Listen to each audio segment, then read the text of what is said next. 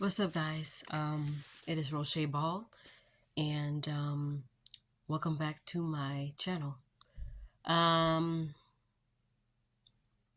I want to talk to you guys about something, and I just hope that this don't make me look insensitive or look like I have no respect. But I just found out yesterday that my dad passed away yesterday morning. But when I found out, it was around 4 or 5 p.m. Um, my dad has four daughters and three sons, but one of my brothers was killed. Gun violence back in 2009. Gang related, yes. And from that moment on, I'm thinking, okay, I'm gonna reach out to my dad's side of the family. I'm gonna be calling every day.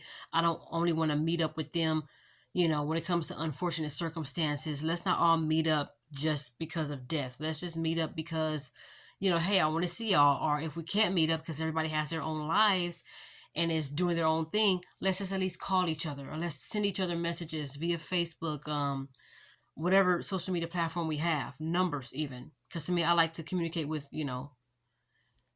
number, text me, text you back, whatever. And I noticed that I have been doing a lot of reaching out, a lot of reaching out, a lot of reaching out, being the only one to reach out, being the only one to reach out, being the only one to reach out. Oh, did I mention I'm the only one that reach out? Um,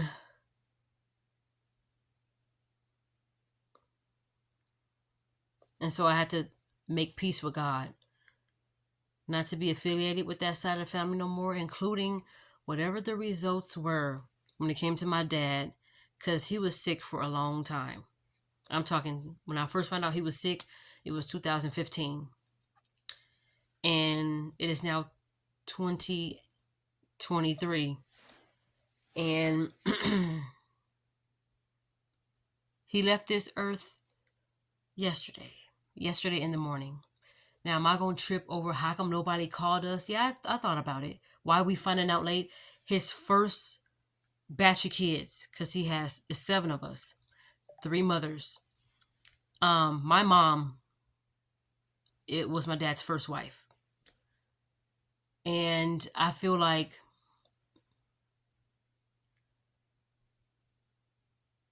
I almost feel entitled that we should have been informed right when it happened, but I understand that my youngest sister, she was the one taking care of my dad and visiting the hospital back and forth because she was near him.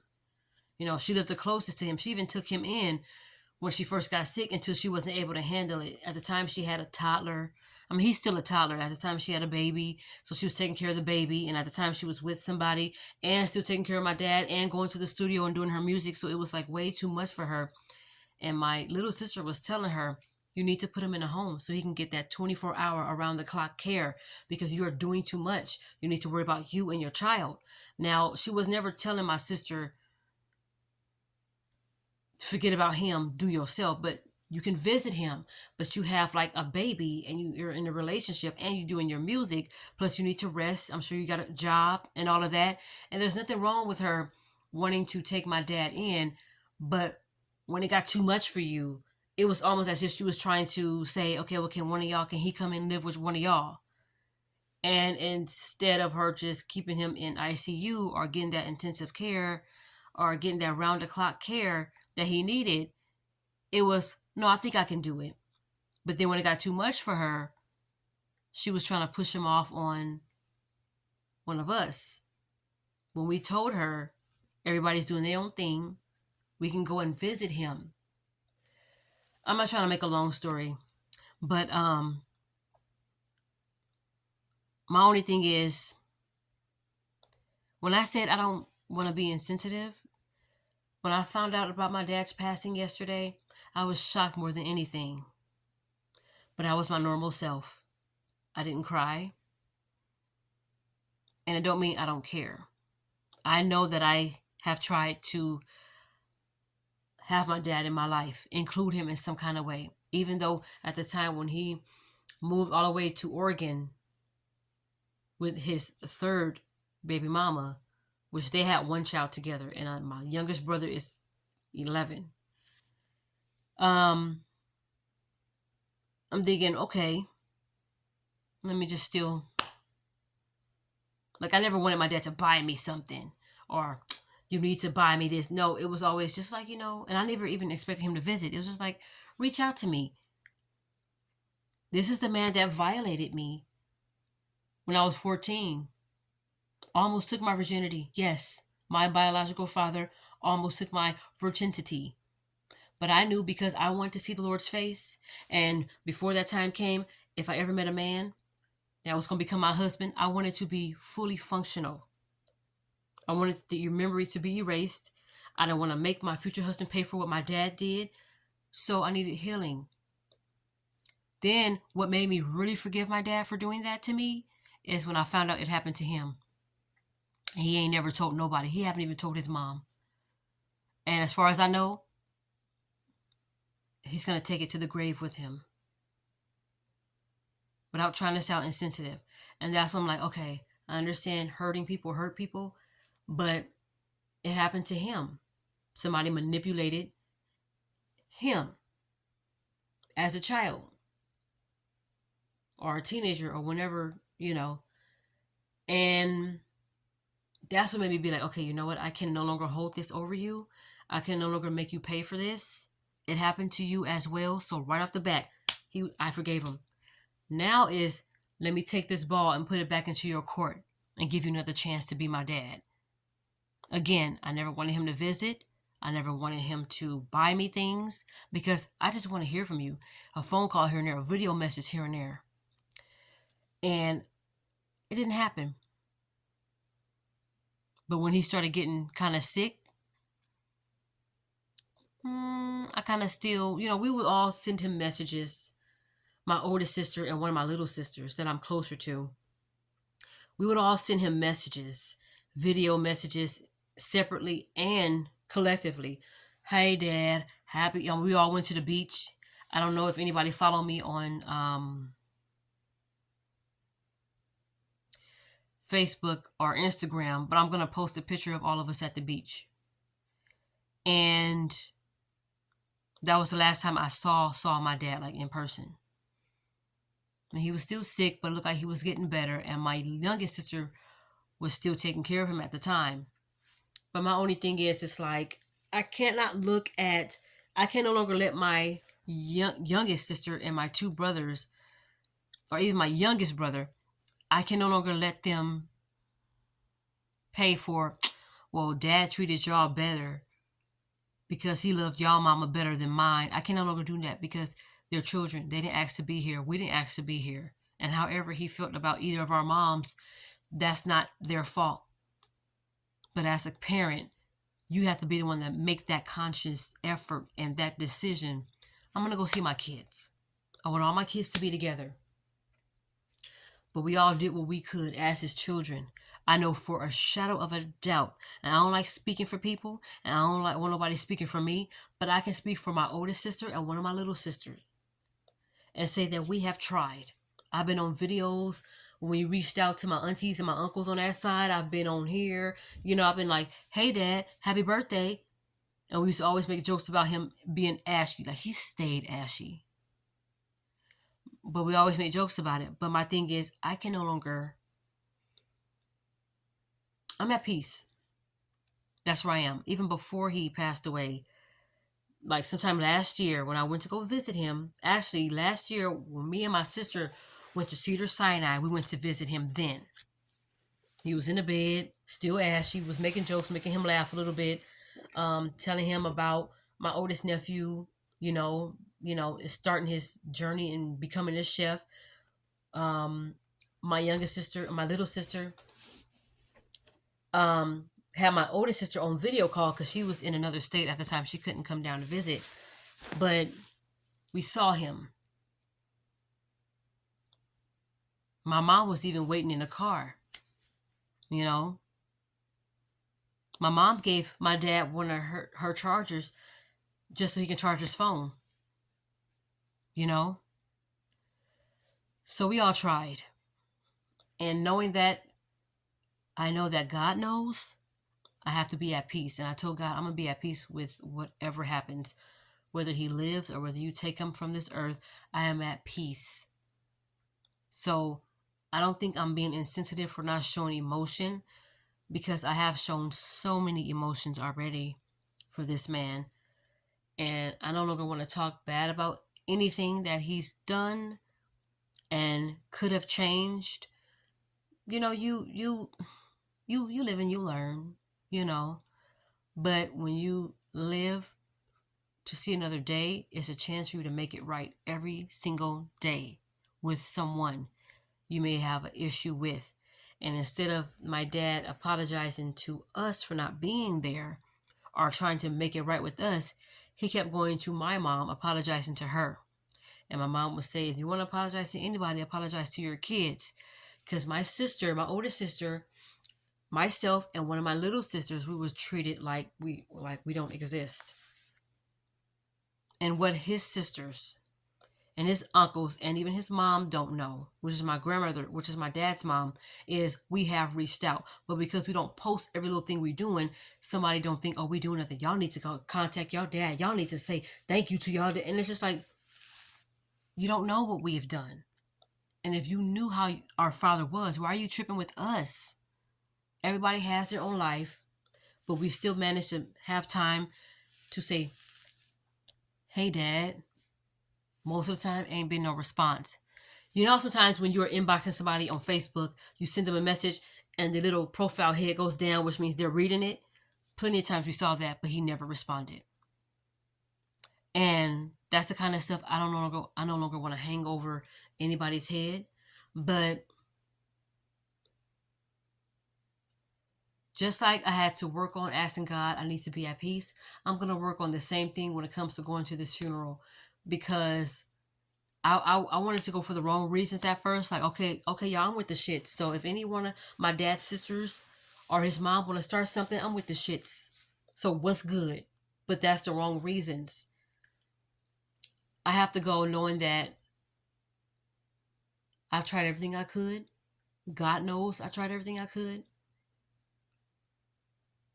And forgive me, Lord, for using the S word and saying God. But I tried everything I could. Until you can only do so much. If you know you try, sometimes you do have to back off, and you can no longer feel guilty because you know you've tried. It's not like we haven't. Because if I haven't tried to reach out at all, I'll be feeling horrible right now. But I have. And some people, after they get violated, they don't ever want to have anything to do with that person again. Like, oh, I don't know why you do it. I don't know why would you decide to, I've heard, you still talking to your dad after he did that? You must liked it. Or you must not be over it. No, I gave my dad a chance. That was the hardest, I can't figure out the word, but that was the hardest thing to forgive, is being violated by your biological whoever. And you can look him in the eye and you can say, joke around with them, say, hey, Dad, I'm here. I still want you to be my... That was the hardest thing for me to forgive. But I did it because I want God to forgive me. And I wanted to forgive myself. I was the one not sleeping at night, harboring all these feelings about what had happened. But I was the only one suffering. I had so much resentment, animosity, anger, and unforgiveness for my dad. But I realized, holding on to that, I will always be stressed out. I will always have sleepless nights. I can't function. Let alone get in a relationship with somebody who wants to love me, but I won't let them because of what my dad did.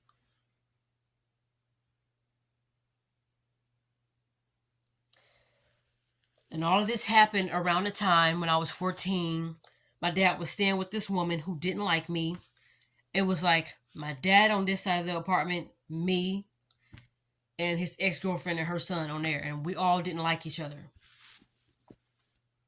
and I'm 14 going on 15, and a grown woman don't like me.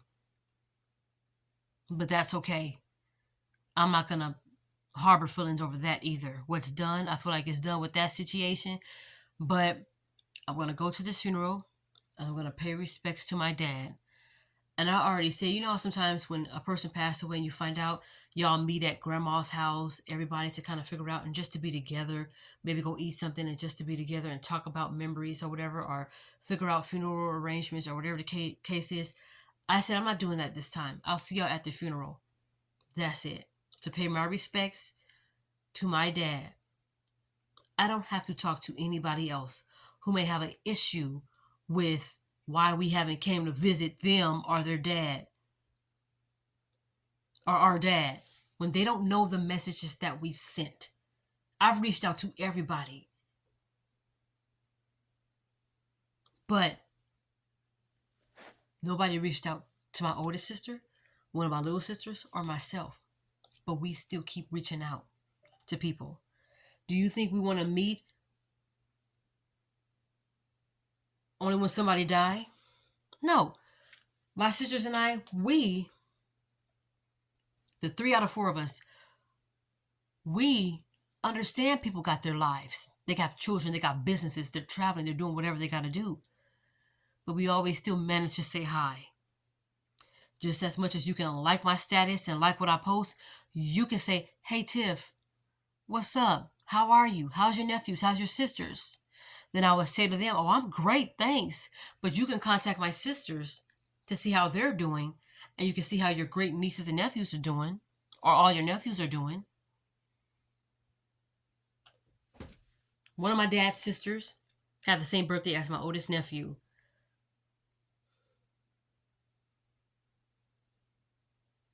I don't know. I don't know what to say about that. But all I have to say is that I'm going to go to this funeral. I'm going to pay my respects. And a part of me is down for whatever. But then a part of me is like, I don't want to go for that.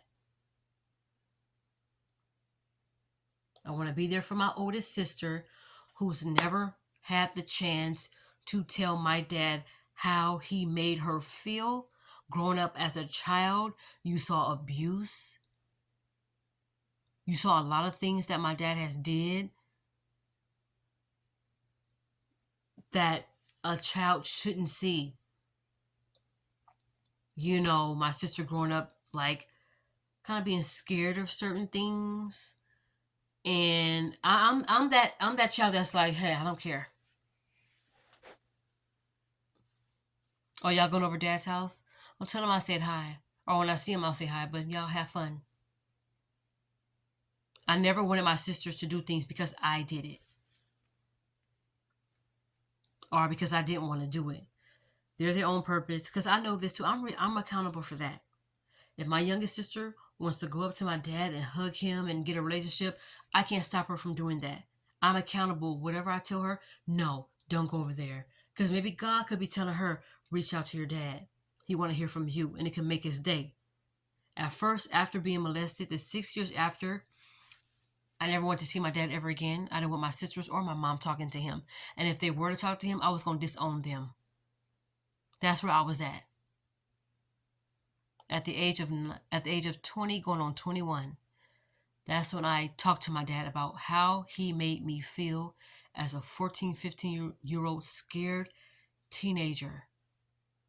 I didn't want to stay home. One time he was like, stay home so we can go to Best Buy so you can pick out your radio for Christmas. I went to school because I don't know what he would have tried to do. And then I went to school, and then he was there. He was like, I told you to stay home. He was like, he had a bad temper. And yeah, I'm not going to really go into detail. I might make that a whole nother thing. But I'm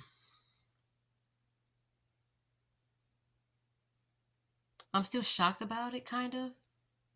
But I have, what I'm thinking about right now is when we go to this funeral, or leading up to going to this funeral, nobody better act a fool with my mom, with my oldest sister, with one of my little sisters, or with me. But I'm accountable.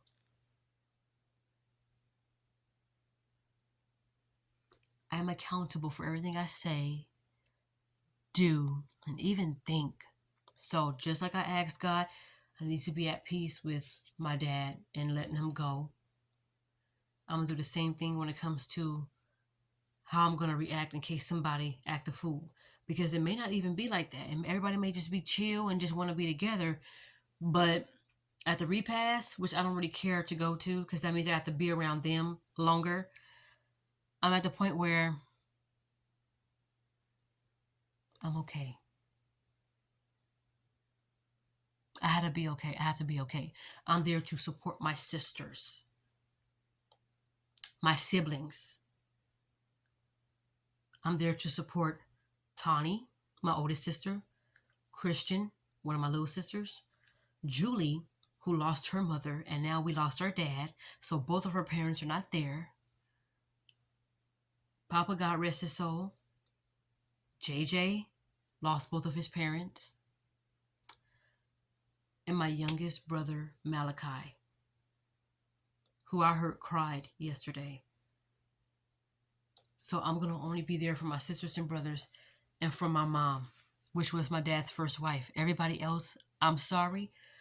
I I I don't care. I could care less about y'all. Happy to see you. Godspeed. God bless. Live the life you always wanted. But now it's time for me to be the second oldest of 7. It's time for me to be that.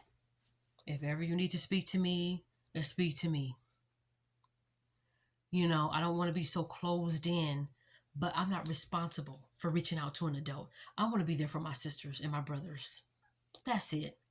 My mom has been the biggest supporter in making sure we had a relationship with our dad. She's never stopped us from calling him. She never stopped us from texting him. It was always, he couldn't do it because of this.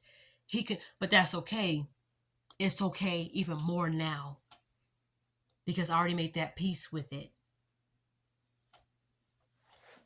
So I'm okay. And I'm saying I'm okay as if like I'm unsure because this funeral hasn't happened yet. And I'm almost, which is the wrong thing to do. I'm almost looking for something to go down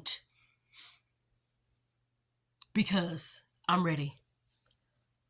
But that's never the right reason to do anything. That's never the right way to go about anything. So I'm going to tell myself, no, be there for your sisters. Even if I don't talk to nobody else, but I'm supporting my oldest sister. And she's going to express whatever she needs to express and do it. Whatever you got to say, even if you have to cry, snot, whatever, do it. Because as the oldest child my dad has, there's a lot she's seen that she shouldn't have saw. And she was never able to express how she felt as a child all the way up to now about anything. So even though, unfortunately, she can no longer let my dad know these things, she can let his family know. She can let my dad's mom know, his sisters, his brother.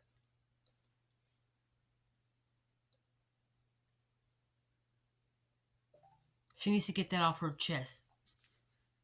Because if she holds that in, it could be unhealthy for her. And I don't want that. So I have to make sure that I am not going there like, the main goal is to pay respects to my dad and to support my sisters and my brothers that are still living. Because I have to look at all this as I'm accountable. But I can't promise you if something goes down, I won't say nothing. I'm honest. I'm being honest. Don't nobody say nothing to my mama because my mama has never stopped my dad from seeing us. Never. Neither did my other sister's mom, God rest her soul, and neither did my youngest brother's mom. It was always, yeah, I've been telling your dad to go see you guys. I've been telling your dad to go see. I said, yeah, we want to hang out with him, We want to see him even after, like I said, even I'm not even gonna keep bringing this up, but even after I was violated by him, I still wanted my dad to be my dad. We did a Christmas, no, we did a dance to Kurt Carr's "They Didn't Know" for Resurrection Sunday in 2006. It was in April 16th, 2006, and we did a dance called "They Didn't Know." We danced to Kurt Carr's "They Didn't Know" for Easter, Resurrection Sunday. We invited our dad, and he came. He was there. And that was one of my proudest moments. And then I said something to my little sister, and I was like, I was like, yeah, I gave it to mom and dad. And I was like, mom and dad, that sounds good, huh? Because I was just so happy that my mom and my dad was in the same place. Now, did I secretly kind of wanted them to be together for that moment? Because everybody was so joyous and happy, and my mom and my dad was in the same place? A little bit. But my mom said, oh, never again, because he put his hands on my mom. He did. So, and that's something else I have to come to peace with. Too. My mom is going to go to the funeral with us. She says she's going to sit in the back, but I think she's kind of sit in the front with us. But she don't really have to. I honestly want her to sit in the front with us and Nora as well, because they're the only two mothers that are alive that has known what we went through with our father. So I think Nora and mom should kind of either sit in the front with us or sit together at least, you know. But I don't want to tell nobody what to do. I really don't. I don't even think I want to go to the repast. But if my sister and my brothers, to support them, I'll be there. But I just don't want nothing to go down at all. I pray that nothing goes down. And if it does, I still have to remember,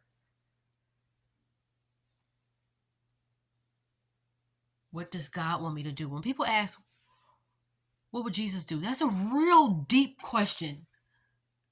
And at first, I mean, sometimes I still look at it as, oh, I don't know what he would do. He up there, I'm down here. So it's a different thing. But at the same time, Jesus was down here too. So he know what's what with everybody. And he died on the cross for the very thing I'm doing today. You see what I'm saying? So I'm accountable. I have to make sure that, and if something is said, I don't have to be like, first of all, bitch. I don't have to pop off like that. I'd be like, she don't have nothing to do with this. There's certain ways I can respond if I need to say anything at all. I probably won't. I'll probably be having on some glasses, wishing I had some, fried chicken or some salad or something. I'm like, they got no salad over here or something? I don't know. But I'm going to go to this funeral, pay my respects, support my siblings, support my mom, and support my little brother's mom. And that's it. That's all I can do. I don't even think I want to hug the other family members. That's not where I'm at with it. And if I'm not there, it's okay. If I never get there, it's still okay. I just have to make sure that I would do what God wants me to do. And that's it. So I didn't want to come on here to share this story for pity parties or for like me or for clicks, but I want to share with my Rose Shenanigans on my channel about events and stuff in my life. And to also say that if I don't make a video for a long time after this, then you guys will know why. I need to spend time with my family. I need to still process this. It's still a bit shocking. I haven't cried. I don't know if I ever will, but I just want to make sure I'm strong enough to support my siblings. We had a video call this morning with my mom and two of my sisters, and my oldest sister was a mess, so emotional. So I have to be there for that. I just pray that God gives all of us strength and comfort us at this time. And if I'm a little MIA on my YouTube with posting, you guys understand that, I'm going to spend time with my family. Okay? So, I thank you all for subscribing, for liking, for commenting. Sorry if I sound mixed up sometimes when I'm doing videos. It's just that I'm really trying to get my point out there, and let y'all know whatever. And yeah, see you on the next video. Love you.